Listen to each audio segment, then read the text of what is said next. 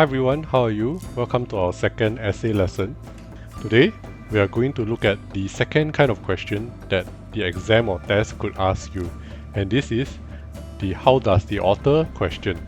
An example of this question would be, how does the author create a sense of danger in The Boy in the Striped Pyjamas? These kind of questions ask you about the author technique. What does the author do?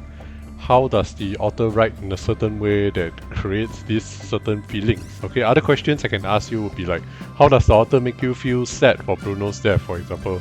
How does the author make you like Shmo as a character? Okay? So as always, when you start your essay, you have to do planning. Okay, so here are my 2 points. One of the ways that the author creates a sense of danger is by reminding the readers that Germany is at war. So if you remember, Bruno said that they have to switch off the lights at night, and this indicates that they are at war. The second point I came up with is by showing that characters are being careful with what they say. Mother, when she criticized father's job, jumped when she saw Maria overhear her. This creates a sense of danger because if you are always afraid and not being able to say what you want to say. So these kinds of essay questions, you answer them in the exact same way which you answer the impression questions, through PEA. Point, evidence, analysis. I'm pretty sure you are very familiar with these 3 things by now, so I'm not going to put them on the screen anymore. If you need help and you are still unsure what each of these things are, please refer to my previous video.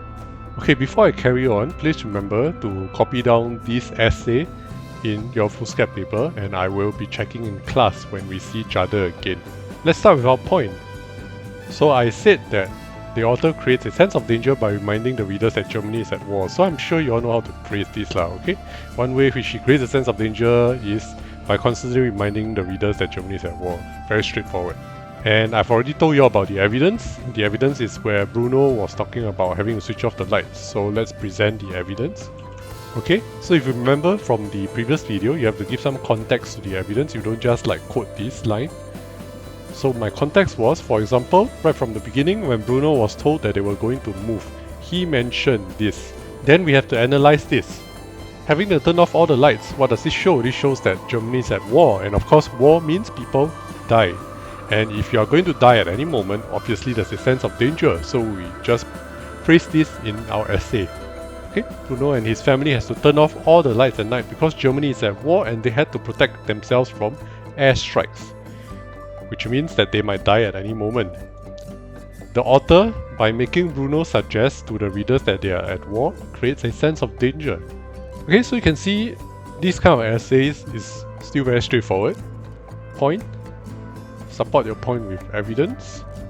Then after that, just analyze your evidence, explain why the evidence you have given supports your point. One thing to take note is, for these kind of questions, you have to look for the keywords. So the keyword here is, how does the author create a sense of danger? Creating a sense of danger. Why do I remind you all of this? Because if you look at my first paragraph, I repeat these keywords several times. Okay, he creates a sense of danger, and I close it with, he creates a sense of danger. Okay, you should always open and close with the keywords that the question is asking for. Why is this important? Because even if your answer isn't very good, if the examiner, when he's marking essays very quickly, he sees that you put the keywords in the opening and the closing of your paragraph, straight away he thinks that you are answering the question. So this thing is like a insurance for you. Okay, it reminds the examiner that, hey, I'm answering the question. Let's move on to our second paragraph. So we have our point already, okay, we mentioned at the beginning of this video. Another way which he creates a sense of danger is by showing how the characters have to sometimes be careful with what they say. And I've already told you all the evidence. This is where Mother was unhappy and exclaimed that father's job was to blame, saying some people and their determination to get ahead. This is the bad thing that she said. Because she's criticizing father's job, and as you all know, criticizing father's job means criticizing Nazi Germany, because father is a soldier. However, she saw that Maria overheard this and she got really nervous, quickly correcting herself by saying, I wasn't trying to suggest. You can see that mother is very nervous because she doesn't even finish the sentence. Again, a reminder that when you give evidence, you have to give context. This whole thing is context.